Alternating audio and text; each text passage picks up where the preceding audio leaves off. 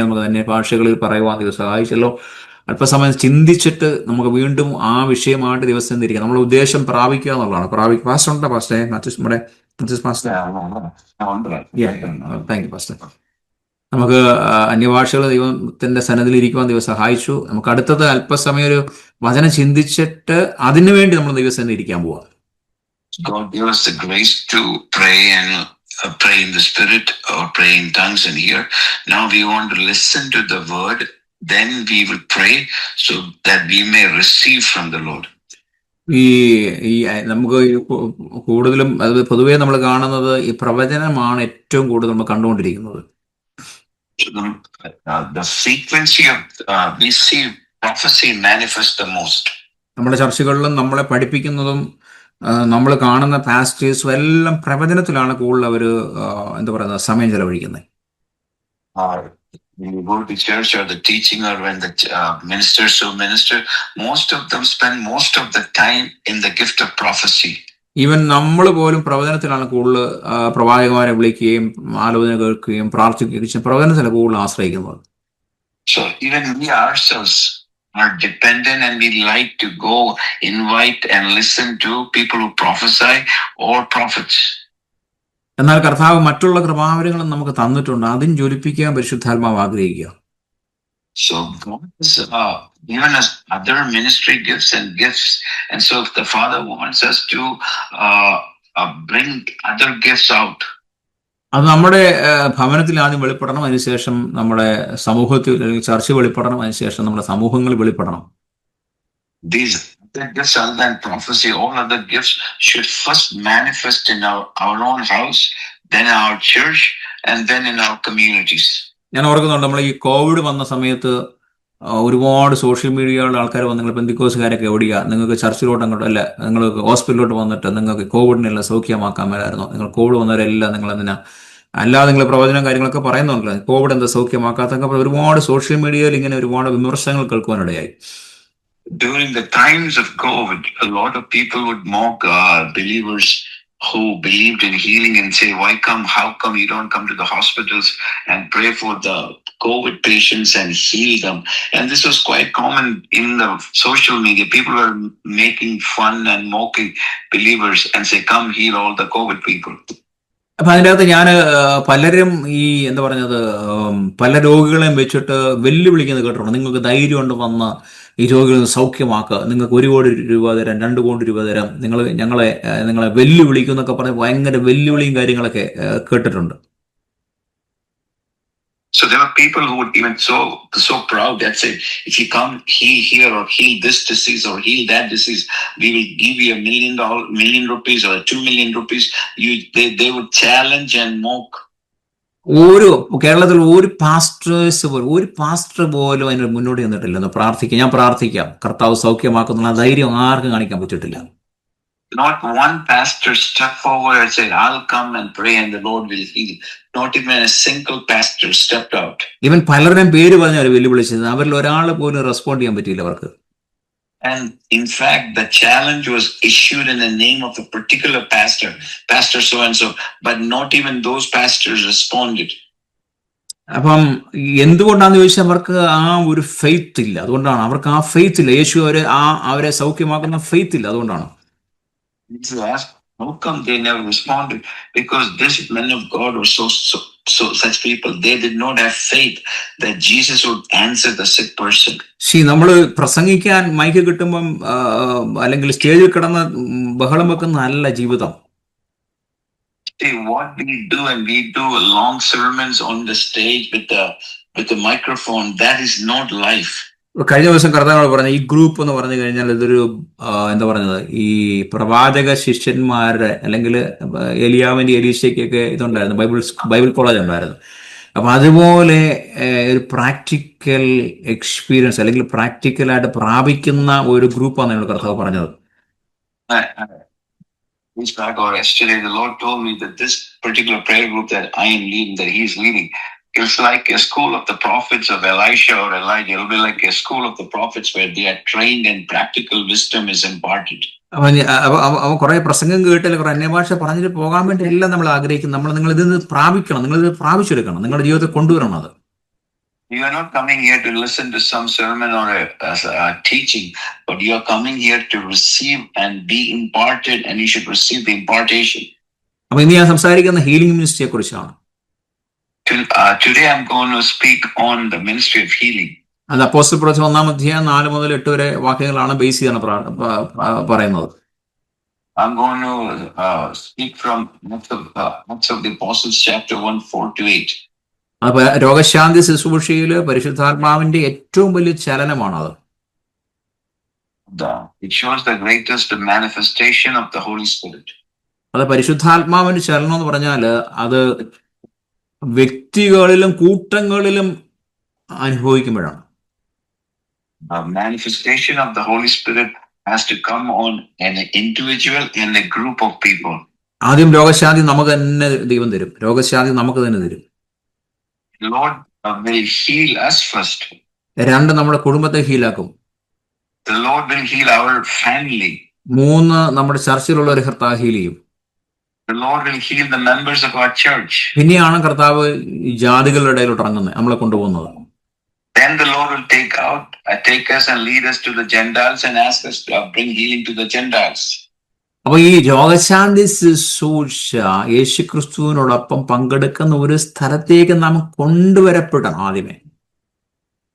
The healing ministry, God wants us to bring to the ministry of Jesus himself. He wants us to go where Jesus went with the healing ministry. അവിടെ പരിശുദ്ധാത്മാവിന്റെ ശക്തിയാൽ ഇത് നിങ്ങളുടെ സ്വന്തം ഭവനത്തിലോ സഭയിലോ അല്ലെങ്കിൽ ഒരു ഗ്രൂപ്പിൽ ആദ്യമേ ചെയ്ത് നമ്മൾ പ്രാക്ടീസ് ചെയ്യണം. This gift has to be manifested or put in practice in our families, in your small Bible study, or even in your church. ആദ്യമേ ഞാൻ പറഞ്ഞാൽ യേശുവിനെ അവിടെ നമ്മൾ കൊണ്ടുവരണം. We should speak and manifest the Lord Jesus Christ first. യേശു വരാതെ രോഗസൗഖ്യം ഉണ്ടാകത്തില്ല. Without the coming of the Lord Jesus Christ, there will be no healing. നിങ്ങൾ 100 പ്രാവശ്യം യേശുവിന്റെ നാമത്തിൽ സൗഖ്യമാണെന്ന് പറഞ്ഞാൽ സൗഖ്യമാകത്തില്ല. And if you keep on saying, be healed in the name of Jesus 100 times, the healing might not happen. അപ്പൊ യേശുവിനെ കൊണ്ടുവരുന്നത് എങ്ങനെയാണ്? അതിനാണ് നമ്മൾ ഈ മുഖാന്തരം അന്യഭാഷകൾ പറയുന്നതും വർഷിപ്പ് ചെയ്യുന്നതും നമ്മളിരുന്ന് ആരാധിക്കുന്നതും നമ്മളിരുന്ന് വചനം ധ്യാനിക്കുന്നതും ഇതെല്ലാം യേശുവിനെ ആ സാന്നിധ്യം ഉണ്ടാക്കിയെടുക്കുവാൻ വേണ്ടി ചെയ്യുന്ന ഒരു ഘടകമാണ്. So what do I mean by to bring Jesus on the scene? How do we do this?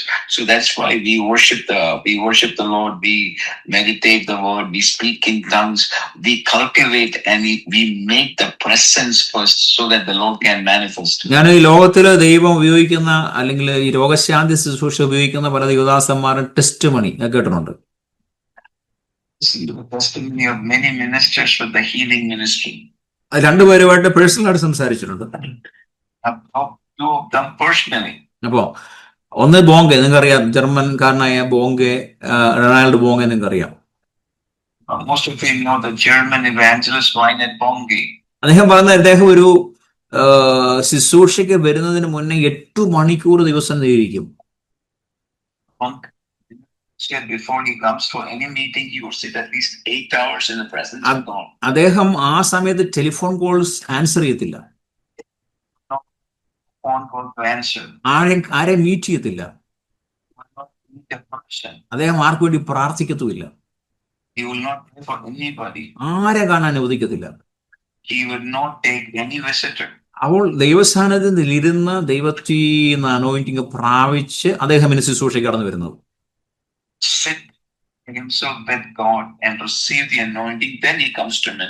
അതുകൊണ്ട് എന്താ സംഭവിക്കുന്നത്? അവിടെ മിറക്കിൾസ് നടക്കും. Therefore, you will see miracles. He comes from the presence of God.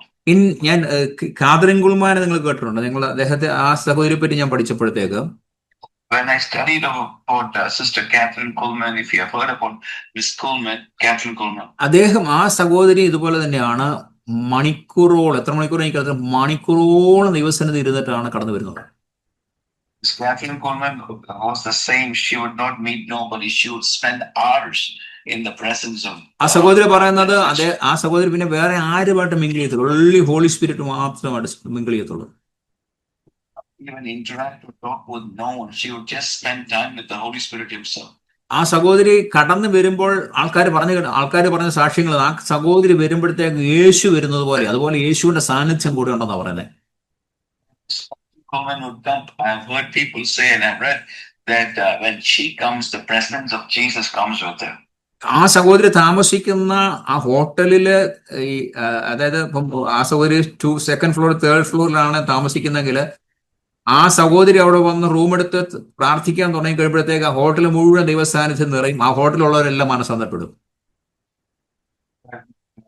As Coleman used to stay, if she was in the second floor or the third floor, once she started renting that room and starting to pray, the presence of God would invite the entire hotel, and the people staying in that hotel would repent and come to Christ. അപ്പോ ഈ ശുശ്രൂഷയ്ക്ക് പോകുമ്പോഴത്തേക്ക്, അതായത് റിസപ്ഷനിലൂടെ പോയി കഴിഞ്ഞാൽ പലരും ദൈവസാന്നിധ്യത്തിൽ നിലത്ത് വീഴും. അതുകൊണ്ട് അദ്ദേഹം ആ സഹോദരി പൊക്കോണ്ടിരുന്ന കിച്ചൺ വഴി ഇറങ്ങി പോകും. So if she came out the reception, people would be slain or fall under the anointing. So she would always come out of her room and walk through the kitchen. ആ സഹോദരിയുടെ test മണി വേറൊരാൾ പറഞ്ഞാണ്, kitchen വഴി പോയപ്പോഴത്തേക്ക് അവിടെ cook ചെയ്തുകൊണ്ടിരുന്നവരെല്ലാം താഴെ പോയി. She was walking through the kitchen, and all the people who were working in the kitchen, cooking in the kitchen, they fell under the power of God. അപ്പോൾ അത്രയ്ക്കും ദൈവസാന്നിധ്യം അവര് ഉൾക്കൊണ്ടാണ് ശുശ്രൂഷയ്ക്കായി കടന്നു പോകുന്നത്. So came with the presence of God. They were filled with God to such a great degree. Then they came and ministered. അപ്പൊ രോഗശാന്തി ശുശ്രൂഷ നിങ്ങൾക്ക് ഉണ്ടെങ്കിൽ അത് പ്രാപിച്ചു കഴിയുമ്പോൾ ഇതുപോലെ നമ്മുടെ ജീവിതത്തിൽ കൊണ്ടുവന്നെങ്കിൽ മാത്രമേ ശുശ്രൂഷ വെളിപ്പെടുത്തുള്ളൂ. So once you receive the gifts of healing, we should also practice the presence of God. Then only the gifts of God, the healings of God will manifest through us. ഞാൻ ബെന്നിഹിനുമായിട്ട് 3 ആഴ്ച ഡയറക്റ്റ് സംസാരിച്ചിട്ടുണ്ട്. എനിക്ക് അദ്ദേഹം ഒരു കുറെ 3-4-5-6 pastors ഞാൻ class തന്നിട്ടുണ്ട് അദ്ദേഹം ഹീലിംഗ് മിനിസ്ട്രിയെ കുറിച്ച്. So I had the privilege of having ministry of Benny would train me and 4-5 other pastors for 3 weeks. So personally, I had contact with evangelist Benny. അദ്ദേഹമായിട്ട് സൂം മീറ്റിംഗിലായിരുന്നു ഞങ്ങൾക്ക് എല്ലാ ആഴ്ചകളിലും അദ്ദേഹം ക്ലാസ് തന്നിരുന്നത്. So he would come on a Zoom meeting and he would teach and train and equip us via Zoom. അദ്ദേഹം പറഞ്ഞത് അദ്ദേഹത്തിന് ഹീലിംഗ് മിനിസ്ട്രി ചെയ്യുന്നതിന് മുന്നേ, അല്ലെങ്കിൽ അദ്ദേഹം ഒരു ശുശ്രൂഷയിൽ കടന്നു പോകുന്നതിന് മുന്നേ 6 മണിക്കൂർ ദിവസം നിലയിരിക്കും. Before he went to any meeting, he would spend 6 hours with the Lord. ആരുമായിട്ട് മിങ്കിൾ ചെയ്യത്തില്ല. He would not talk or mingle with no one. ആർക്കു വേണ്ടി പ്രാർത്ഥിക്കത്തില്ല. He would pray for no one. ഇനി കടന്നു പോകുമ്പോഴത്തെ അദ്ദേഹം ആദ്യം പോയി ഇപ്പം നമ്മൾ പോകുന്ന ഒരു കാറിലായിരിക്കുമല്ലോ പോകുന്നത്. ആ കാറിൽ ഇരുന്ന് ഞാൻ ആരോടും സംസാരിക്കത്തില്ല. Vehicle that would transport him to the arena, he would not even speak in the vehicle or the car. അദ്ദേഹം പറഞ്ഞ അദ്ദേഹം യാത്ര ചെയ്യുമ്പോഴത്തേക്ക് നമ്മൾ പരസ്യങ്ങൾ കാണും, യാത്രയിൽ ബോർഡുകൾ കാണും, ഒരുപാട് മനുഷ്യരെ കാണും. ഇതൊന്നും കാണാതിരിക്കുവാൻ അദ്ദേഹം കണ്ണടച്ചിരിക്കുന്നത്. He said while he's being transported from his place of residence to the arena, he would not even look at any hoardings, he will not look at any billboards, nothing. He will not even look at those. അദ്ദേഹം ചെല്ലുന്ന ആ സ്റ്റേജിന് മുന്നായിട്ട് നേരത്തെ ആൾക്കാരെ arrange വെച്ചിട്ടുണ്ട്. കാരണം ഏതെങ്കിലും തരത്തിലുള്ള പോസ്റ്ററുകളോ അല്ലെങ്കിൽ ഏതെങ്കിലും തരത്തിലുള്ള ഡിസ്ട്രാക്ഷൻസ് ഉണ്ടാകുന്ന എന്തെങ്കിലും പോസ്റ്ററോ എന്തെങ്കിലും ഉണ്ടെങ്കിൽ ഇത് മാറ്റാൻ നേരത്തെ ആളെ അറേഞ്ച് വെച്ചിട്ടുണ്ട്. Always tell people in advance if there's anything inappropriate or unclean, any flex, any hoarding, any posters, that should be removed. It should not be where he's going to come in the arena. അപ്പൊ ആ ശക്തിയോടുകൂടിയാണ് അദ്ദേഹം സ്റ്റേജിലോട്ട് കടന്നു വരുന്നത്. So he comes with such preparation and filling and power. Okay, ഞാൻ അവിടെ നിർത്തട്ടെ. അപ്പൊ ആരോഗ്യമുള്ള ഒരു സഭയുടെ ഒരു പ്രധാന ഘടകമാണ് രോഗശാന്തി ശുശ്രൂഷ. So let me stop there and get into the message. So a healthy church would have the gift of healing. നിങ്ങളുടെ സഭ ആരോഗ്യമുള്ള ഒരു രോഗശാന്തി ശുശ്രൂഷയുടെ ഉണ്ടാവണം. If your church is healthy and mature, the healing ministry should be there in your ministry or your church. നിങ്ങളുടെ ചർച്ചിൽ രോഗശാന്തി ഇല്ലെങ്കിൽ അതൊരു ആരോഗ്യമുള്ള, അല്ലേ? രോഗശാന്തി എന്ന് പറഞ്ഞാൽ ആരോഗ്യമാണ്. രോഗശാന്തി എന്ന് പറഞ്ഞാൽ ആരോഗ്യമാണല്ലോ. രോഗശാന്തി ഇല്ലാത്ത സഭ ആരോഗ്യമില്ലാത്ത സഭയാണ്. So even the terminology, healing, it means it talks about health. So a mature church, a growing church would have the gift of healing because it is essential to have the ministry of healing and health. രോഗശാന്തി എങ്ങനെ നമുക്ക് പ്രകടിപ്പിക്കാം? How can we manifest the gifts of healing? അപ്പൊ രോഗശാന്തിക്ക് വേണ്ടി പ്രാർത്ഥിക്കുന്ന മൂപ്പന്മാരുടെ ഒരു കൂട്ടം ആവശ്യമാണ്.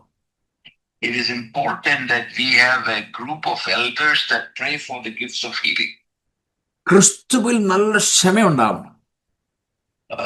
You should have patience, long suffering. അതുപോലെ രോഗശാന്തി പ്രാർത്ഥനയ്ക്കായിട്ട് സജ്ജീകരിച്ചിരിക്കുന്ന പ്രത്യേക ഒരു ടീം ഉണ്ടെങ്കിൽ നല്ലതാണ്. It is good that we already have a pre-appointed team of anointed people who are ready to pray for healing. ഞാൻ എൻ്റെ എക്സ്പീരിയൻസോട് ഞാൻ പറയട്ടെ, നമുക്ക് 4 പേര് ഒരുപോലുള്ള കാഴ്ചപ്പാടായിരിക്കാം. If there are only 3 or 4, but all the 4 should have the same vision and the same vision. ഞാനിപ്പോ രോഗശാന്തി ശുശ്രൂഷ എന്റെ സഭയിൽ ചെയ്യണമെങ്കിൽ സഭയിലുള്ളവർക്ക് എല്ലാ കാഴ്ചപ്പാടുണ്ടാവണം. If I want to minister and manifest the gifts of healing, the people in my church, my congregation also should agree with me, and they should participate, and they should have the same vision. അവിടെയുള്ള ശുശ്രൂഷകർക്കും ആ കാഴ്ചപ്പാട് വേണം. The ministers who minister with me, they also should have they should share the same vision, and they should agree with the ministry of healing. എങ്കിലും ദൈവപ്രവൃത്തി വെളിപ്പെടുത്തുള്ളൂ. Then only the gifts of healing will manifest. അപ്പൊ ഞാനിപ്പം വെളിയിൽ നിന്ന് ഒരു ദൈവദാസനെ കൊണ്ട് പ്രസംഗിക്കാൻ നിർത്തി. If I bring somebody from outside into my church or my congregation, അദ്ദേഹത്തെ പറ്റി എനിക്കൊന്നും അറിയത്തില്ല, അദ്ദേഹം നിന്ന് 1 മണിക്കൂർ പ്രസംഗിക്കുകയാണ്. If I don't know anything about him, I just invite him and he comes and speaks for an hour. അദ്ദേഹം 1 മണിക്കൂർ പ്രസംഗിക്കപ്പെടുത്തേക്ക് രോഗശാന്തിക്കെതിരെ അദ്ദേഹം സംസാരിക്കുന്നുണ്ടെങ്കിൽ അദ്ദേഹം കള വിതച്ചിട്ട് പോവുകയാണ്. So if he doesn't believe in healing and he speaks against the gifts of healing, what is he doing? He's planting tares in my church and ministry. പിന്നെ എനിക്ക് രോഗശാന്തി ശുശ്രൂഷ വെളിപ്പെട്ട് വരണമെങ്കിൽ വീണ്ടും ഞാൻ എന്ത് ചെയ്യണം? ആ ദൈവജനത്തിൽ നിന്ന് കള പറിച്ചു കളയണം. So then before I have to pray for healing or manifest the healing gifts, I have to uproot and remove the tares that was planted in my congregation and my people before I preach on the gifts of healing. അതുകൊണ്ടാണ് നമ്മൾ വെളിയിൽ നിന്നുള്ള ആൾക്കാരെ വിളിക്കുമ്പോൾ സൂക്ഷിക്കണമെന്ന് പറഞ്ഞപ്പോൾ ഞാൻ തന്നെ ഇപ്പോൾ കഴിഞ്ഞ ആഴ്ച 2 ആഴ്ച മുന്നേ ഒരു ഡോക്ടറും ഫാമിലി നമ്മുടെ ചർച്ചയിൽ വന്നു. അദ്ദേഹം കൃപാവരത്തെ എതിരാഴ്ച പല വാക്കുകൾ 2 ആഴ്ച മുന്നേ ഒരു കപ്പിൾ അല്ലെങ്കിൽ ഒരു ഡോക്ടറും ഫാമിലി നമ്മുടെ ചർച്ചയിൽ വന്നു. 2 weeks ago, a couple and the husband, one of them is a doctor, came to my church.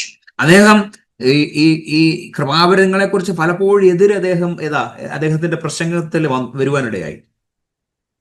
He would many a time he would speak against the gifts of the Spirit. പക്ഷെ അദ്ദേഹം പോയി. കഴിഞ്ഞ ആഴ്ച ഞാൻ ശുശ്രൂഷിക്കുമ്പോൾ എനിക്ക് മനസ്സിലായി കളകൾ വീണിട്ടുണ്ട്, ആ അനോയിന്റിങ്ങിന് വ്യത്യാസമായി. സഭയ്ക്കകത്ത് ദൈവസാന്നിധ്യത്തിന്റെ ചില പരിമിതികൾ കർത്താവ് എന്താ പറയുന്നത്, ആ കള വന്ന് വീണത് കൊണ്ട്, ജനത്തിൽ വന്ന് വീണത് കൊണ്ട് നമ്മൾ ആദ്യം ഉദ്ദേശിക്കുന്ന ഒരു ഫ്ലോ വരുന്നില്ല. So when I started to minister, I didn't experience the same flow which I had before. Then I perceived that the tares has been put into my church and the anointing is not as before. നിങ്ങളുടെ ചർച്ചിൽ, നിങ്ങളുടെ കൂട്ടായ്മയിൽ, നിങ്ങളുടെ പ്രാർത്ഥനയിൽ വരുന്നവർ ഒരേ കാഴ്ചപ്പാടുള്ളവരായിരിക്കണം. എല്ലാത്തരെ ആരും നിങ്ങൾ ശുശ്രൂഷിക്കാൻ അനുവദിക്കരുത്. So make sure that the people who come and preach and minister in your study or your congregation or your church should have the same faith or the same vision and the same agreement. Otherwise, don't let them. അവിടെ നിങ്ങളുടെ സഭ രോഗശാന്തി പ്രാർത്ഥനയ്ക്കായി ഒരു പ്രത്യേക ശുശ്രൂഷ നടത്തുവാൻ സമയം വേർതിരിക്കണം. So you should also set apart a time in your meetings, your Bible study, your church, exclusively set up a time specifically for praying for the sick. രോഗശാന്തി ശുശ്രൂഷ വെളിപ്പെടുവാൻ ഒരു പ്രത്യേക ആരാധന സമയം നിങ്ങൾ വേർതിരിക്കണം. You should set apart a time for praying for the sick. A time should be set apart to pray for the sick. രോഗശാന്തി ശുശ്രൂഷയ്ക്കായിട്ട് പ്രത്യേകമായ ഒരു സംഘത്തെ തന്നെ ഉണ്ടാക്കണം. You should train up and make a team of people who are equipped to pray for the sick with that healing anointing. അവരാണ് ആ രോഗികൾക്ക് വേണ്ടി പ്രാർത്ഥിക്കുന്നത്. Then they will come, that team with the healing anointing will come and pray. നമ്മൾ രോഗശാന്തി ശുശ്രൂഷ ചെയ്യുമ്പോൾ ആ വ്യക്തിയെ ശ്രദ്ധിക്കുകയും യേശുവിനെ ശ്രദ്ധിക്കുകയും ചെയ്യണം. When we are praying for the sick, our eyes should be on the one we are praying for, and our eyes should be also on the Lord Jesus Christ himself. കാരണം നമ്മുടെ ഇഷ്ടത്തിനല്ല ചെയ്യേണ്ടത്, പരിശുദ്ധാത്മാവിന്റെ ഇഷ്ടത്തിന്. അതുകൊണ്ട് ചില സമയത്ത് പരിശുദ്ധാത്മാവ് പറയുക ചെയ്യേണ്ടെന്ന് പറഞ്ഞാൽ നമ്മൾ ചെയ്യാൻ പാടില്ല. So we should be listening to the Holy Spirit, and we should be directed by the Holy Spirit. Sometimes the Holy Spirit says, don't pray for the sick, then we don't have to, we should not. അപ്പൊ സ്നേഹത്തിന്റെയും പ്രാർത്ഥനയുടെയും ഗൈഡൻസിന്റെയും പശ്ചാത്തലത്തിലാണ് നമ്മൾ രോഗശാന്തി ചെയ്യുന്നത്. We administer the healing anointing to the sick under the power of love and the worship of God.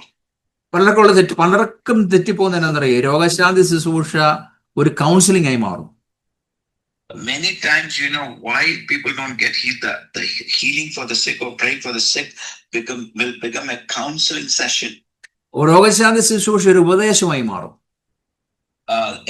Praying for the sick will become preaching or teaching. മറിച്ച് രോഗശാന്തി നമ്മൾ ചെയ്യുമ്പോൾ മനഃപൂർവ്വം യേശുക്രിസ്തുവുമായി ഒരു കൂടിക്കാഴ്ച നടത്തുകയാണ് അവിടെ.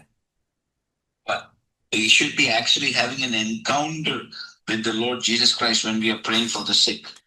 ഇവിടെ ഒരു വ്യക്തിയെ സുഖപ്പെടുത്തുവാൻ യേശുക്രിസ്തുവിനെ ശക്തി പ്രവർത്തിച്ചുകൊണ്ടിരിക്കുക, സാന്നിധ്യം പ്രവർത്തിച്ചുകൊണ്ടിരിക്കുക. To heal a person, the presence and the power of the Lord Jesus Christ is being ministered. രോഗശാന്തി ശുശ്രൂഷയിൽ പ്രശ്നങ്ങൾ സംസാരിച്ച് പരിഹരിക്കുക എന്നതല്ല ആശയം. See, when you're praying for the sick, the aim is not to solve a particular problem or a question. പകരം ഈ പ്രാർത്ഥനാ സമയം ദൈവം എന്താണ് ചെയ്യുവാൻ ആഗ്രഹിക്കുന്നത് മനസ്സിലാക്കുവാൻ പ്രാർത്ഥന ശുശ്രൂഷകരും ശ്രദ്ധാപൂർവം നിന്ന് ചെയ്യേണ്ട ഒരു ശുശ്രൂഷയത്. This is a ministry that you should confide in the Lord and inquire from the Lord and see and figure out what the Lord is endeavoring to do. ഈ പ്രാർത്ഥനാ വേളയിൽ പരിശുദ്ധാത്മാവിന്റെ ശക്തി വളരെയധികം ആവശ്യമാണ്. It is very important that we have the power of the Spirit. ഇവിടെ നമുക്ക് ഒരു gift, healing gift നമുക്ക് ആവശ്യമാണ്. And it is important that we have the gifts of healing. അപ്പൊ ഹീലിംഗ് മിനിസ്ട്രി ആ ഗിഫ്റ്റും പരിശുദ്ധാത്മാവിന്റെ ശക്തിയും യേശുവിന്റെ സാന്നിധ്യവും എല്ലാം കൂടെ ഒന്നിച്ച് വന്നെങ്കിൽ മാത്രമേ അവിടെ healings നടക്കത്തുള്ളൂ. There should be a confluence or a coming together of the power of the Spirit, gifts of healing, and the presence of Jesus. All of this should come together to minister the healing anointing. Hallelujah, hallelujah. നമുക്ക് ചിന്തിച്ചു നോക്കിയറിയാം, പണ്ടൊക്കെ ഓരോ വ്യക്തികളെയാണ് ദൈവം ഉപയോഗിച്ചുകൊണ്ടിരുന്നത് രോഗശാന്തിക്ക് വേണ്ടി. Into the history, the Lord used specific anointed individuals to minister this anointing of healing. ഇന്നും അങ്ങനെ ചെയ്യുന്നുണ്ട്, പക്ഷേ കർത്താവ് ഗ്രൂപ്പിനെ ഉപയോഗിക്കാൻ ആഗ്രഹിക്കുന്നുണ്ട്. Even though he's using individuals now, but he's encouraging to do it through a group or a set of people. നിങ്ങളുടെ ചർച്ചിലുള്ള നിങ്ങളുടെ ആ രോഗശാന്തി ശുശ്രൂഷയുള്ള ഗിഫ്റ്റഡ് ഉള്ള ആൾക്കാരെ നിങ്ങൾ കണ്ടുപിടിക്കണം. So you should find out the people who are anointed with the gifts of healing in your church. ഈ പലപ്പോഴും നമുക്ക് ഒരാളിൽ മാത്രം ഒതുങ്ങി കഴിഞ്ഞാൽ അയാളൊരു പയനിയർമാരെ പോലെ അയാളൊരു ഒറ്റപ്പെട്ടൊന്ന് ശുശ്രൂഷ ചെയ്യേണ്ടതായിട്ട് വരും. If you're just focusing on one person, then that person will become like a pioneer and he has to minister all by himself. എന്നാൽ ഒരു കൂട്ടമാണെങ്കിൽ ഒന്നിച്ച ശുശ്രൂഷ ചെയ്തെങ്കിൽ എളുപ്പമാവും. And if you have a group of people doing this healing ministry, it becomes easier and it becomes faster. എപ്പോഴും ഓർക്കണം, രോഗശാന്തി ശുശ്രൂഷ ചെയ്യുന്നത് നമ്മളല്ല, യേശുവാണ്. Always remember and keep it in mind, we are not doing the healing, it is the Lord Jesus who is administering the healing. പലപ്പോഴും രോഗശാന്തി ശുശ്രൂഷ ഒരാളിൽ നിന്ന് നഷ്ടപ്പെടാൻ കാരണം എന്താണെന്നറിയോ? രോഗി സൗഖ്യമാകുമ്പോൾ ആ വ്യക്തി അഹങ്കരിക്കും. Many times the people who have the gifts of healing use the healing because when the healing is administered, the person becomes arrogant and proud because through them somebody got healed. എന്നാൽ ഒരു കൂട്ടമായിട്ട് ചെയ്യാമെങ്കിലുണ്ടല്ലോ അഹങ്കാരം കുറയും. So if you're doing through a team or a group of people, and chances are that the people will not get proud and arrogant. ഒരു വ്യക്തിയെ നമ്മൾ ആശ്രയിക്കുമ്പോൾ അപകട സാധ്യത കൂടും. And if you are relying on one person, the chances of arrogance and pride and them falling down increases. അപ്പോൾ രോഗശാന്തി ശുശ്രൂഷ ചെയ്യുമ്പോഴത്തേക്ക് രോഗശാന്തി ശുശ്രൂഷ മാത്രമല്ല ഗ്രൂപ്പിൽ വെളിപ്പെട്ട് വരുന്നത്. So when we are praying for a sick person, from the healing anointing, when a group prays, it's not only just the gift of healing that manifests, other gifts will also come out. ഒരു പ്രാർത്ഥനാ ഗ്രൂപ്പിൽ ആകുമ്പോഴത്തേക്ക് ചിലർക്ക്, ഉദാഹരണത്തിന് ചിലർക്ക് വിവേചിക്കാൻ കഴിവുണ്ടാവും. In a prayer setting, in a group of people, somebody will have the gift of discerning. മറ്റുള്ള ചിലർക്ക് എന്താ പറഞ്ഞത്, ആളെ എന്താ പറയുക, അതിന് പുറകിൽ പ്രവർത്തിക്കുന്ന ആത്മാവിനെ മനസ്സിലാവും. They can see the spirit that is operating behind this problem or sickness. അപ്പൊ ഗ്രൂപ്പായിട്ട് ചെയ്യുമ്പോഴത്തേക്ക് പലർക്കും ദൈവം പലതും വെളിപ്പെടുത്തി കൊടുക്കുവാനിടയാണ്. When you do as a group, many things will be revealed by the Lord to that group. അപ്പൊ ആ രോഗശാന്തി ശുശ്രൂഷ ചെയ്യാൻ കുറച്ചുകൂടി ഈസി ആയിരിക്കും. And the ministering and administering to the sick becomes easier. പലപ്പോഴും ദൈവത്തിന്റെ ആ സ്നേഹവും മഹത്വവും പ്രകടിപ്പിക്കുന്നത് ഒരു വ്യക്തിയിലൂടെയല്ല, പ്രത്യേകിച്ച് ഒരു ടീമിലൂടെ കൂടുതൽ കർത്താവ് ചെയ്യാൻ ആഗ്രഹിക്കുന്നത്. The Lord wants to manifest His love and power, not specifically through one individual or a person, but He wants to work through a group of people. നിങ്ങൾ നോക്കിയ ഫുട്ബോളുകൾ നിങ്ങൾ നോക്കിയാൽ ഒരു ഗ്രൂപ്പ് ഉണ്ടെങ്കിൽ മാത്രമേ ഗോളടിക്കാൻ പറ്റത്തുള്ളൂ. So if you look at football or soccer, a goal is scored by a group of people. ഒരു വ്യക്തിക്ക് മാത്രം നിന്ന് കളിക്കാൻ പറ്റത്തില്ല. One person alone cannot just keep on playing. അവിടെ ടീം വർക്കാണ് കാണുന്നത്. You'll see a team playing together, coming together to score. അതുപോലെ തന്നെയാണ് രോഗസൗഖ്യം നിങ്ങളുടെ സഭയിൽ നടക്കുന്ന ഒരു ടീം വർക്ക് ആവശ്യമാണ്. To minister healing or praying for the sick, your church, my church, all of our church needs a team of people. രണ്ട്, ആത്മീയ സൗഖ്യമാക്കൽ, അതായത് പിതാവായ ദൈവവുമായുള്ള ഒരു നമ്മുടെ ബന്ധം പുനഃസ്ഥാപിക്കുകയും നമ്മെ നിത്യമായ ദൈവരാജ്യത്തിലേക്ക് കൊണ്ടുവരികയും ചെയ്യുന്നതാണ് രോഗശാന്തി ശുശ്രൂഷ. It will strengthen our relationship to the Father and it will bring into the glory of God. That is the purpose. That should be the end purpose of the healing ministry. അതാണ് നമ്മൾ യേശുവിന്റെ ശുശ്രൂഷയിൽ കാണുന്നത്. That is what you see in the ministry, the healing ministry of the Lord Jesus Christ according to the scriptures. രണ്ട്, നമ്മുടെ സ്വന്തം പാപത്തിന്റെയും മറ്റുള്ളവരാൽ പാപം ചെയ്യപ്പെട്ടതിന്റെയും മുറിവേൽപ്പിക്കപ്പെട്ട ആ ഫലങ്ങളുണ്ടല്ലോ, അതിൽ നിന്നൊരു പുനഃസ്ഥാപിക്കപ്പെടുന്നതായിട്ട് കാണാൻ പറ്റും ഈ സൗഖ്യമാകുന്നവര്.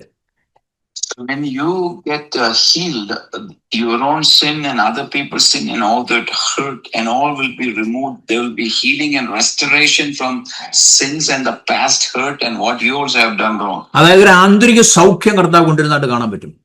You can see an inner healing coming in.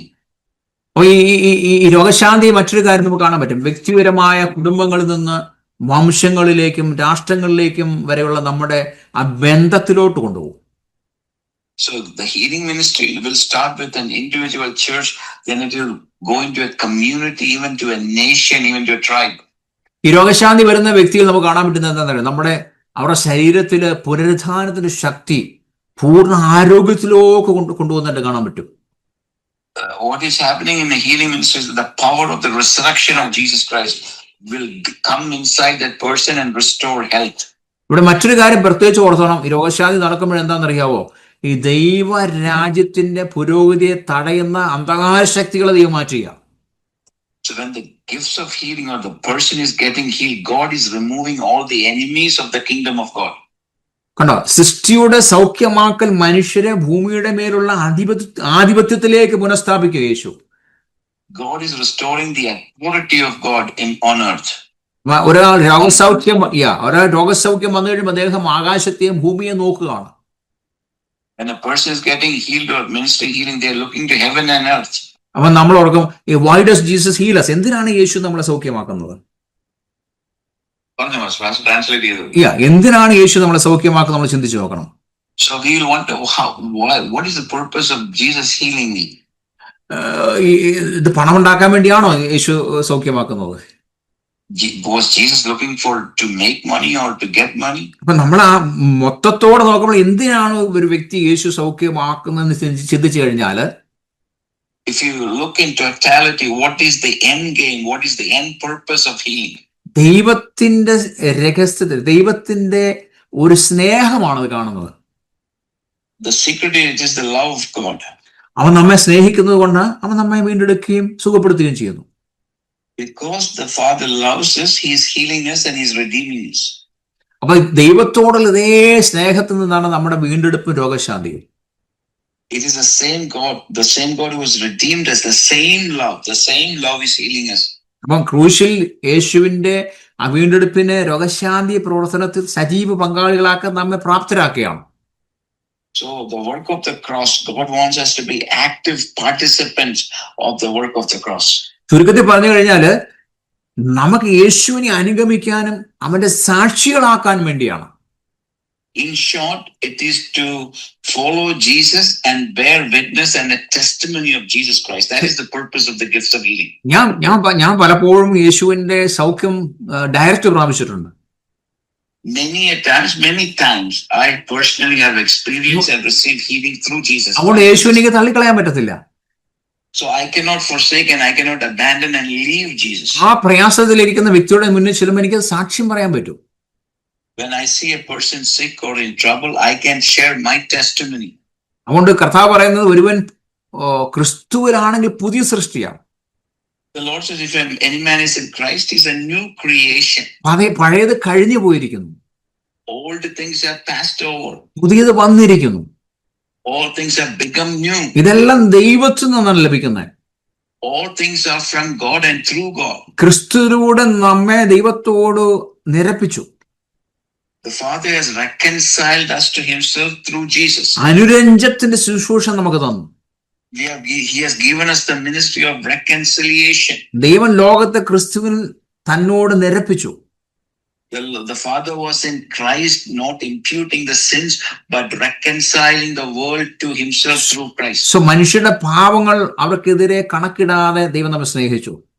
Romans says he does not impute the sins that was done to him. He is not imputing it. അനുരഞ്ജനത്തിന്റെ ശുശ്രൂഷ തന്നതാണ് പൗലോസ് പറയുന്നത്. Paul says in Romans, it's the ministry of reconciliation God has given us. Hallelujah. അപ്പൊ ഈ രോഗശാന്തിയിലൂടെ അതാ വെളിപ്പെട്ടു വരുന്നത്. And even this reconciliation is made manifest through the gifts of healing. Praise God, praise God. അപ്പൊ നാം സ്നാനപ്പെടും അല്ലെങ്കിൽ പരിശുദ്ധാത്മാവിന്റെ ആ സ്നാന ഫില്ലിങ് വരുമ്പോൾ നിറയുമ്പോൾ when we get baptized or we are baptized in the Spirit, filled with the Spirit, യേശുവിനോടൊപ്പം പങ്കുചേരാൻ നമുക്ക് ശക്തി ലഭിക്കുക. We are receiving power to be joined and one with Christ. We are receiving the power. കർത്താവ് പറഞ്ഞത് സത്യമായി ഞാൻ നിങ്ങളോട് പറയുന്നു, എന്നിൽ വിശ്വസിക്കുന്നവൻ ഞാൻ ചെയ്യുന്ന അത്ഭുതങ്ങൾ ചെയ്യും.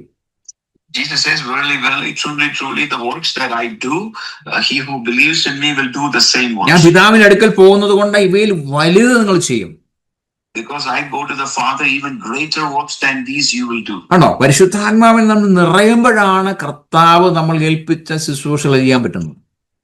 So when we are filled with the Holy Spirit and the power of the Spirit, then we can do the works God has entrusted us to do. Hallelujah. അപ്പോൾ ഈ മിനിസ്ട്രി ഞാൻ പറയാൻ കാരണം നമ്മൾ പ്രാപിച്ചെടുക്കണം. So brothers and sisters, I'm saying this, I want you to receive and have the healing ministry. Healing മിനിസ്ട്രിയിലൂടെ ഒന്ന് നമുക്ക് തന്നെ ഹീലാവും. The first thing is that when we have the healing ministry, we ourselves will be healed. രണ്ട്, നമ്മുടെ കുടുംബത്തിന് healings ഉണ്ടാവും. Then our families will be healed. മൂന്ന്, നമ്മുടെ ചർച്ചിന് അത് അനുഗ്രഹമാണ്. It will be blessing to our church. നാല്, നമ്മുടെ സമൂഹത്തിന് അനുഗ്രഹമാണ്. And it will be blessing to our society and our community. Hallelujah. എനിക്ക് രോഗം വന്നാൽ ഞാൻ കർത്താവോട് പ്രാർത്ഥിക്കും, കർത്താവേ രോഗം വരും, എല്ലാ മനുഷ്യർക്കും രോഗം വരും, പ്രാർത്ഥിക്കും കർത്താവ് എന്നെ സൗഖ്യമാക്കണം. When I get sick, all people get sick, so I pray, Lord, heal me. ചില ദിവസങ്ങൾ പ്രാർത്ഥിക്കുമ്പോൾ കർത്താവിന്റെ ഇരിക്കുമ്പോൾ എനിക്ക് സൗഖ്യം തരും. So when I pray, some days He'll come to me and give me healing. എന്റെ കുഞ്ഞുങ്ങൾക്ക്, എന്റെ വൈഫിന് അസുഖം വന്നാൽ ഞാൻ തന്നെ പ്രാർത്ഥിക്കും. If my wife or my children are sick, I go myself and pray for my wife and my children. Okay, നമ്മൾ മറ്റുള്ള പാസ്റ്റേഴ്സിനെ നമ്മൾ സപ്പോർട്ട്, അവരെ വിളിച്ച് നമ്മൾ പ്രാർത്ഥിക്കാൻ പറയാറുണ്ട്. Sometimes I call some pastors and I said, please pray for me too. കാരണം അങ്ങനെ ശുശ്രൂഷ ചെയ്യുന്നവരും അങ്ങനെ കാഴ്ചപ്പാടുള്ളവരും നമ്മൾ വിളിച്ചു പറഞ്ഞ് തെറ്റൊന്നുമില്ല. So if we know that they have the gifts of healing, there's nothing wrong asking somebody to pray for you. പിന്നെ നമ്മൾ ചർച്ചിൽ ചെയ്യാറുണ്ട്. So when we do this healing ministry, we pray for the sick in our church. സമൂഹത്തിൽ ചെയ്യാറുണ്ട്. In our societies. അപ്പൊ ഇതെല്ലാം പരിശുദ്ധാത്മാവിനെ ഏൽപ്പിച്ചിരിക്കുകയാണ്. This ministry has been entrusted to us by the Holy Spirit. അപ്പൊ നമ്മളിത് ആദ്യം നമുക്ക് ശുശ്രൂഷ ദൈവത്തിൽ സന്നിധി പ്രാപിച്ചെടുക്കണം. But before we do this, we should receive this healing ministry and the healing man. അത് നമുക്ക് ദൈവത്തോട് നമ്മളെപ്പോഴും ദൈവത്തോട് പ്രാർത്ഥിക്കണം, കർത്താവേ എനിക്ക് ഹീലിംഗ് മിനിസ്ട്രി എനിക്ക് വേണം. We have to constantly pray and ask the Lord, Lord, give me the healing ministry, impart the healing anointing to me. നിങ്ങൾ പ്രവചന ശുശ്രൂഷയ്ക്ക് വേണ്ടി വാഞ്ചിക്കുന്നത് പോലെ തന്നെ ഹീലിംഗ് മിനിസ്ട്രിക്ക് വേണ്ടി പ്രാർത്ഥിക്കണം. In the same way as you love and covet the gifts of prophecy, covet the gifts of healing and ministry of healing the sick. അപ്പൊ ആ അനോയിന്റിങ് ദൈവം നമുക്ക് തരും. And then the anointing would be given to us by the Lord. അത് നമുക്ക് പിന്നെ വെളിപ്പെട്ട് വരും അത്. And that gifts of healing will manifest in our life. അപ്പൊ ആദ്യമൊന്നും നമുക്ക് മനസ്സിലാകത്തില്ല നമുക്ക് ഹീലിംഗ് മിനിസ്ട്രി ഉള്ള കാര്യം. Initially we may not know and we may not be aware that we have the healing ministry and it is manifesting. നമ്മൾ രോഗികൾക്ക് വേണ്ടി പ്രാർത്ഥിക്കും, ആദ്യം സൗഖ്യമാകണമെന്നില്ല. Initially when we pray for the sick may not get healed. എന്നാൽ കുറച്ച് നാളുകൾ പ്രാർത്ഥിച്ചു തുടങ്ങുമ്പോഴത്തേക്ക് രോഗികൾ സൗഖ്യമാകാൻ തുടങ്ങും. After a few days, maybe after some time, we'll see when we are praying for the sick, we will notice that the sick are getting healed. അതിൽ നിന്ന് നമുക്ക് മനസ്സിലാവും രോഗികൾ സൗഖ്യമാകാൻ തുടങ്ങി, നമുക്ക് ആ മിനിസ്ട്രി ഉണ്ടെന്ന് മനസ്സിലാവും. Then it will come to our conscience, oh, people are getting healed when I pray that the healing ministry is operating in me. We will be aware of it. പിന്നെയാണ് നമുക്ക് മനസ്സിലാവുന്നത് നമുക്ക് ശുശ്രൂഷ ദൈവം തന്നിട്ടുണ്ടെന്ന്. We'll say, then it will dawn, we'll come to the conclusion, Jesus has given me this healing. അപ്പൊ നമ്മുടെ ഓരോ ശുശ്രൂഷകൾ ഓർത്തണം നിന്റെ മേലൊരു അനോയിന്റിങ് ഉണ്ടാവണം. For every gift or every ministry God has given us, we should have a specific anointing for that gift. ആ gift anointing ഉണ്ടെങ്കിൽ മാത്രമേ ശുശ്രൂഷ വെളിപ്പെടുത്തുള്ളൂ. That gift will only work if the anointing is on that gift. അത് നമ്മൾ പ്രാർത്ഥിച്ച് പ്രാപിച്ചെടുക്കണം. We have to keep praying and make sure that the anointing is on that specific and every gift. Hallelujah. ഞാൻ ഓർക്കുന്നുണ്ട്, തിരുവല്ലൂർ കൺവെൻഷന് ഒരു സഹോദരിയുടെ കണ്ണ് കാണാൻ മേലാത്ത സഹോദരി ബ്ലൈൻഡ് ഓപ്പൺ ആയി. I remember once when I was having a convention in Tiruvalla, when I prayed, a sister whose eyes were blind eyes was opened. Hallelujah. അപ്പം മനസ്സിലായി ബ്ലൈൻഡ് കണ്ണുകളെ സൗഖ്യമാക്കാൻ ദൈവം പവർ വന്നിട്ടുണ്ട്. So when I realized that God gave me power to open blind eyes, to give sight to the blind. ഒരു മുടന്തനെ കൊച്ചിനെ പ്രാർത്ഥിച്ചപ്പോൾ മുടന്തൻ എഴുന്നേറ്റ് നടക്കാനിടയായി. When I prayed for a lame person and the lame person stood up and walked. അപ്പോൾ നമുക്ക് മനസ്സിലായി മുടന്തനെ നമുക്ക് സൗഖ്യമാക്കാൻ പറ്റും. And then the Lord, then it dawned on me, it came to my knowledge, I can pray for the sick and the lame will. ഓരോ ഏരിയകളെ നമുക്ക് power ദൈവം തന്നിരിക്കുക. And specific areas and specific sickness, God will give you power to pray over. അപ്പൊ നമ്മൾ പ്രാർത്ഥിച്ച് അത് വെളിപ്പെട്ട് വരണം. The more we pray, and then the gift will manifest and come out to the open. ഈ Covid വന്നപ്പോഴത്തേക്ക് ഞാൻ ആദ്യം കോവിഡിന് വേണ്ടി പ്രാർത്ഥിക്കുന്നതിന് വൈഫിന് വേണ്ടിയാണ്. വൈഫിന് കോവിഡ് വന്ന് കോവിഡ് സൗഖ്യമാക്കാൻ വൈഫിനെ ആദ്യം പ്രാർത്ഥിക്കുന്നേ. So during the times of COVID, the first person I prayed for COVID was when my own wife, when she was under the power of COVID, I prayed for my wife. ആ wife സൗഖ്യമായി. My wife got healed. ഉടനെ എന്റെ ഇളയ കൊച്ചിന് Covid വന്നു. And my youngest daughter got COVID. അപ്പൊ എനിക്ക് മനസ്സിലായി വൈഫിനെ സൗഖ്യമാക്കാം, അങ്ങനെ ഇവിടെ സൗഖ്യമാക്കാം. So if my wife can be healed, my daughter can be healed. അപ്പൊ വൈഫ് കുഞ്ഞു ഹീലായി. I pray for my wife and she was healed too. കാരണം ഞങ്ങൾ ആരും കോവിഡിന്റെ മെഡിസിൻ എടുത്തിട്ടില്ല. And nobody took COVID medication. Hallelujah. അപ്പോൾ എങ്ങനെയാണ് അപ്പൊ രോഗശാന്തി എങ്ങനെ ചെയ്യുന്നത്? നമ്മൾ പ്രാക്ടീസ് ചെയ്യണം. So we should practice the healing ministry. ഇന്ന് മുതൽ നിങ്ങളുടെ ഭവനത്തിൽ നിങ്ങൾ പ്രാക്ടീസ് ചെയ്യണം അത്. So you should practice it in your family.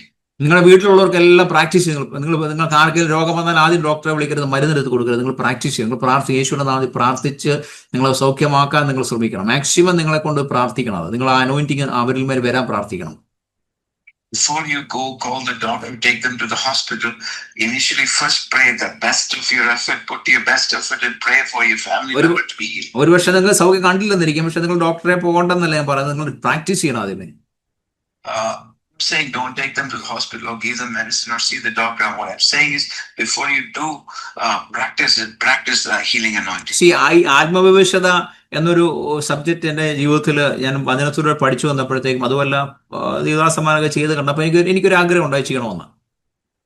So when I saw that people are getting slain in the spirit, when I studied on it, when I saw other men of God, women of God getting slain in the spirit, I also had a desire, oh Lord, I want to go into the spirit, I want to be slain in the spirit. പക്ഷേ എനിക്ക് നാട്ടുകാർ അല്ലെങ്കിൽ ചർച്ചിൽ പോയി ആരുടെ പോയി കരം വെച്ച് പ്രാർത്ഥിക്കാൻ പറ്റത്തില്ല. I cannot go pray for somebody in the church. അന്ന് ഞാൻ ശുശ്രൂഷയിലല്ല. It's not in the ministry then. Especially നമ്മുടെ മലയാളികൾ അത് അംഗീകരിക്കുന്നുമില്ല. Most Malayalis, they fight. They don't accept being slain in the spirit, being in the spirit. They fight it. They oppose it. ഞാൻ കുറെ നാൾ പ്രാർത്ഥിച്ചു. അപ്പൊ എനിക്ക് മനസ്സിലായി ഇത് എന്നിൽ ഉണ്ടെന്നൊരു വിശ്വാസമായി. So when I started to praying by myself, I was getting slain in the spirit, and I realized, oh, I have this. God has given me the grace to be slain in the spirit or to be in the spirit. പക്ഷെ ഇത് എങ്ങനെ practice ചെയ്യും? How will I put this to practice? ഒരു ദിവസം ഞാൻ വൈഫിനെ വിളിച്ചിട്ട് പറഞ്ഞു, ഞാൻ നിനക്ക് വേണ്ടി പ്രാർത്ഥിക്കും, വരാൻ പറഞ്ഞു. I called my wife, honey, come here, I'll pray for you. അപ്പൊ എന്റെ മനസ്സിലിപ്പോ പുള്ളിക്കാരെ താഴെ വേണം, സ്ലേയിങ് സ്പിരിറ്റ് ഉണ്ടാവണം. My intention was to for her to fall down under the power of the spirit, to be slain in the spirit. പുള്ളിക്കാരെ വിളിച്ചപ്പോ പുള്ളിക്കാരെ നിലത്തടിച്ച് താഴെ വീണു. When I prayed for her, she was slain and she fell under the power. അപ്പൊ എനിക്ക് മനസ്സിലായി, എനിക്ക് ആ gift കിട്ടി, കണ്ടോ? So I figured out, oh my God, I have that gift of. Wife ഞാൻ ഇതെന്നെ പണി കാണിക്കുന്നത്, ഞാൻ ഇതാണ് ഇത് ഗിഫ്റ്റ്, ഞാൻ പ്രാക്ടീസ് ചെയ്യാന്ന് പറഞ്ഞു. Then his wife said, what are you doing? And he told his wife, hey, I am practicing the spirit. അതിനുശേഷം മൂത്ത മോളെ വിളിച്ചെങ്കിൽ കാര്യം കാണിച്ചു വരാൻ പറഞ്ഞു. മൂത്ത മോളെ വിളിച്ച പുള്ളിക്കാരി മൂത്ത മോളും താഴെ പോയി. Then I called my oldest child and said, honey, come here. And he prayed for the oldest child, and she also fell under the power. ആ ഒരാഴ്ച മുഴുവൻ ഞാൻ അവരെ പ്രാക്ടീസ് ചെയ്തോണ്ടിരിക്കുന്നത്. അങ്ങോട്ട് പോകും ഇങ്ങോട്ട് പോകുമ്പോൾ അവരെ തുടരെ നിലത്തടിച്ച് താഴെ വീഴും. So I began to practice this for a week, but they'll be going here and there. I will lay hands on them and they'll fall under the power. അവസാനം അവരായിരിക്കും വരത്തില്ല, കാരണം തൊട്ടാ താഴെ പോകും, ഒരു താഴെ പോകും നേരെ. So they've stopped coming near me because I am laying hands on them and they're getting slain in the spirit. അപ്പൊ എനിക്ക് പിടി കിട്ടി, സ്ലേയിങ് മിനിസ്ട്രി ദൈവം ഈ പവർ എനിക്ക് തന്നിട്ടുണ്ട്.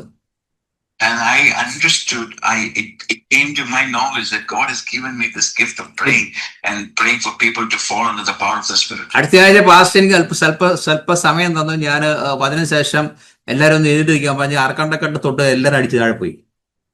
So the pastor gave me some time to speak, so I spoke.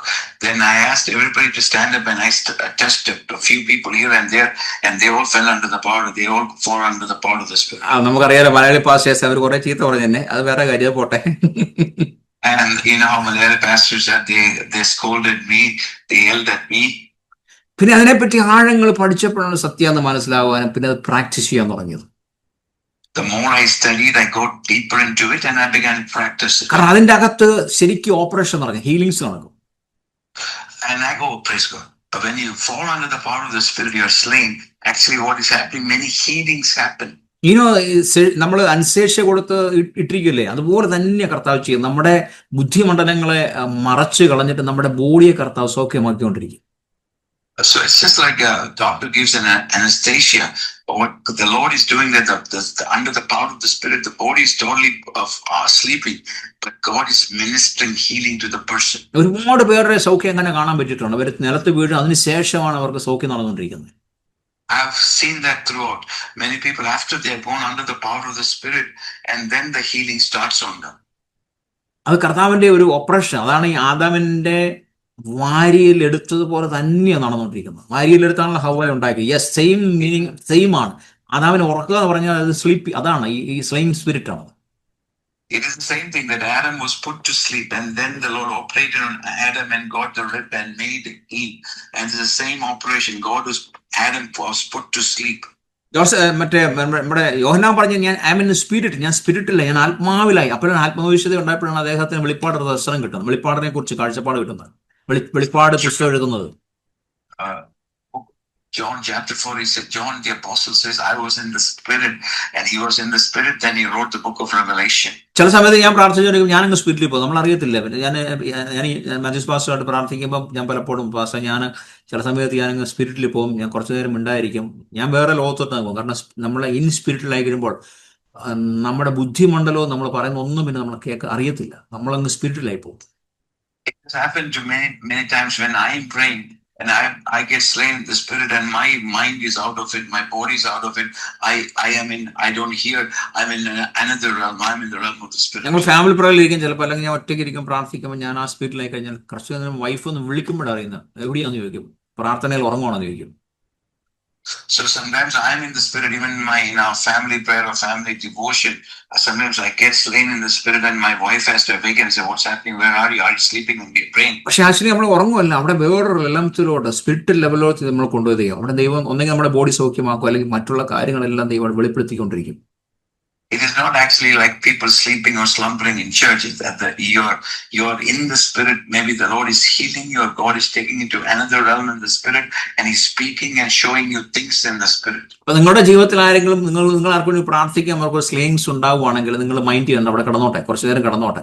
നിങ്ങൾ അവരെ തൊടാനൊന്നും പോകണ്ട. അവിടെ ഒരു സൗഖ്യം നടന്നുകൊണ്ടിരിക്കുക, ഒരു വിടുതൽ നടന്നുകൊണ്ടിരിക്കുക അവരുടെ ജീവിതത്തിൽ. So what I'm trying to say is, if you're ministering and somebody gets slain in the spirit, leave them alone. Let the Lord work on them, and you don't disturb them, or just leave them alone. അപ്പൊ രോഗശാന്തി ശുശ്രൂഷയിൽ തന്നെ ഉണ്ടാവും, അതുണ്ടാവും. And this can happen, and it should happen, and it will happen when you're ministering healing. അപ്പൊ രോഗശാന്തി ശുശ്രൂഷ പ്രാപിച്ചവർക്ക് ഇത് ഉണ്ടാവും. അതുകൊണ്ട് നിങ്ങൾ പേടിക്കേണ്ട ആവശ്യമില്ല, ശുശ്രൂഷയുടെ ഭാഗം അത്. So when you're praying for somebody, they might get slain in the spirit, so don't be afraid. It can manifest. രോഗശാന്തി ഏറ്റെടുക്കുന്നവർക്ക് അത് ഉണ്ടാവും. അവരുടെ ജീവിതത്തിലോട്ട് ആ ഒരു ശക്തി വ്യാപരിക്കുമ്പോൾ അവരും തളർന്നു വീഴുന്നതായിട്ട് തോന്നും. അതും അവർക്ക് വിടുതലിന് വേണ്ടിയാണ്. When you pray for somebody, and if they receive them a healing mantle, and they can also get slain, because they have accepted it, and God will work through them. അപ്പൊ നിങ്ങൾ എന്ത് ചെയ്യണം? നിങ്ങൾ തന്നെത്താൻ ഇൻഡിവിജ്വലായിട്ട് നിങ്ങൾ പ്രാക്ടീസ് ചെയ്യണം, നിങ്ങൾ ഗ്രൂപ്പായിട്ട് പ്രാക്ടീസ് ചെയ്യണം, നിങ്ങൾ ചർച്ചിൽ ഇങ്ങനെയുള്ളവരായിട്ട് ഒന്നിച്ച് പ്രാക്ടീസ് ചെയ്യണം, നിങ്ങൾ ചെറിയ കൂട്ടായ്മയിൽ ഇതെല്ലാം പ്രാക്ടീസ് ചെയ്യണം, രോഗശാന്തി ശുശ്രൂഷ പ്രാക്ടീസ് ചെയ്യണം. So the gifts of healing and ministering sick, healing the sick, you should practice by yourself, in your family, in your small church group, Bible study, and in your church. You should practice the gifts of healing and praying for the sick. അവിടെയാണ് നമ്മുടെ ശുശ്രൂഷ വെളിപ്പെട്ടു വരുന്നത്. And that is how this gift of healing will manifest and come out in the open. കേട്ടോ. അപ്പൊ രോഗശാന്തി ശുശ്രൂഷയെപ്പറ്റി നിങ്ങൾക്ക് ഏകദേശം ഒരു കിട്ടി എങ്ങനെ നമുക്ക് ഓപ്പറേറ്റ് ചെയ്യാന്നുള്ളത് നിങ്ങൾക്ക് ഉണ്ടെന്ന് ആരും തെളിഞ്ഞു വരാൻ. So I am assuming that you got an illumination, you got an understanding of how the healing ministry. അപ്പൊ രോഗശാന്തി ശുശ്രൂഷ നിങ്ങൾ ഒന്ന് പ്രാപിച്ചെടുക്കണം, നിങ്ങൾ തെളിഞ്ഞു വരണം, നിങ്ങൾക്ക് തെളിഞ്ഞു വരണം, നിങ്ങൾ കൊണ്ടുവരണം, ജീവിതത്തിൽ പ്രാക്ടീസ് ചെയ്യണം.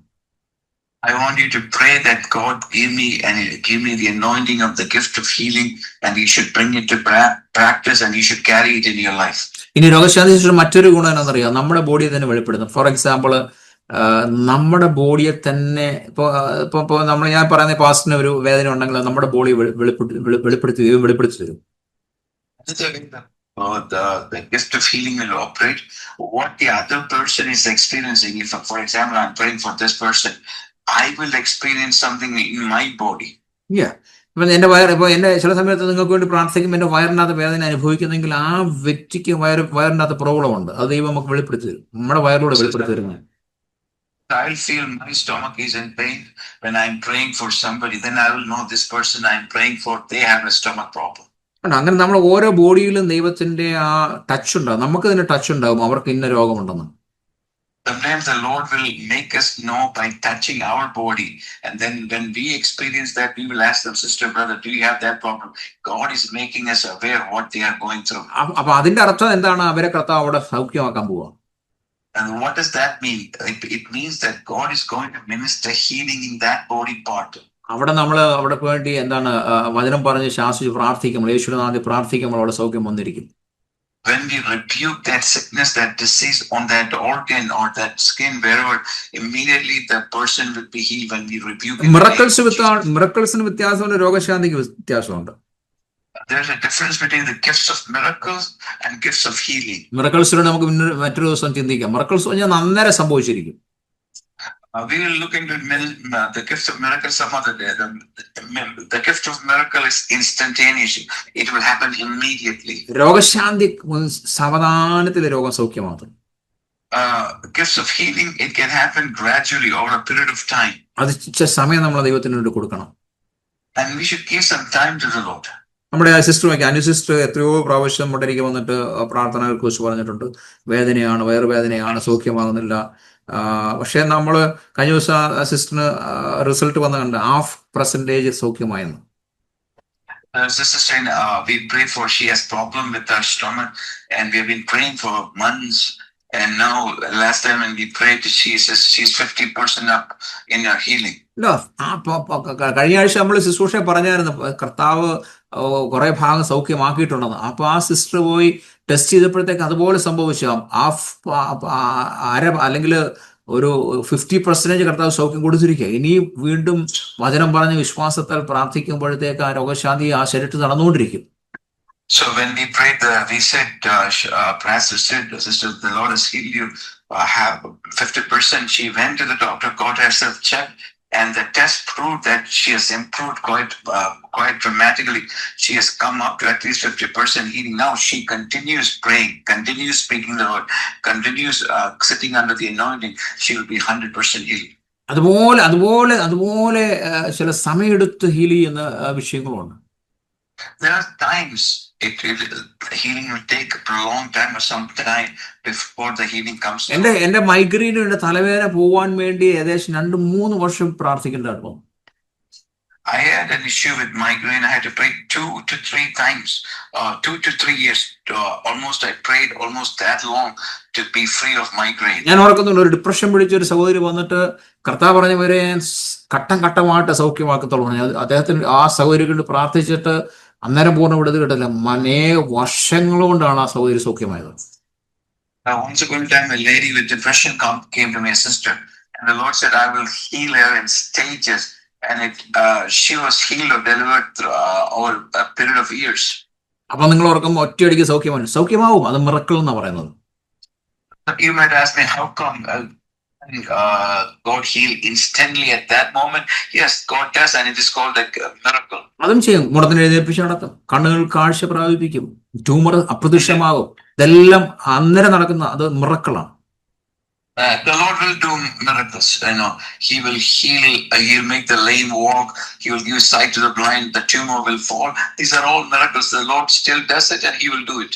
അപ്പൊ രോഗശാന്തിയെ കുറിച്ച് നമ്മളിപ്പോ ചിന്തിക്കുന്നത്. ഇന്നിപ്പം നമ്മൾ അടുത്ത 45 മിനിറ്റ് അന്യഭാഷകൾ പറയാൻ പോവാണ്. അന്യഭാഷ പറഞ്ഞാൽ പ്രാപിച്ചെടുക്കുക. പരിശുദ്ധാത്മ എത്തിയിട്ടുണ്ട് ഓൾറെഡി. പ്രാപിച്ചെടുത്ത ശേഷം ദൈവദാസന്മാർ സംസാരിക്കും. അതിനുശേഷം നമുക്ക് കോമണായിട്ട് പ്രാർത്ഥിക്കാൻ. ദൈവം അനുഗ്രഹിക്കട്ടെ. എല്ലാവരും മ്യൂട്ട് ഓപ്പൺ ചെയ്ത് ഈ രോഗശാന്തി ശുശ്രൂഷയുടെ ഒരു ഗിഫ്റ്റിനായി പ്രാർത്ഥിച്ചാൽ. കർത്താവേ നന്ദി. Hallelujah. For the next 45 minutes or so, we will just pray in tongues, pray in the Spirit, ask God to empower and give us the gift of healing. Then the men of God will speak, and then we'll pray in common. Just take the time now to pray in the Spirit. Ask God for the gift of healing, and Thank you, Pastor. Unmute yourself and pray in tongues. Thank you, Pastor. God bless you. എല്ലാവരും unmute ചെയ്ത് അന്യഭാഷ പ്രാർത്ഥിച്ച്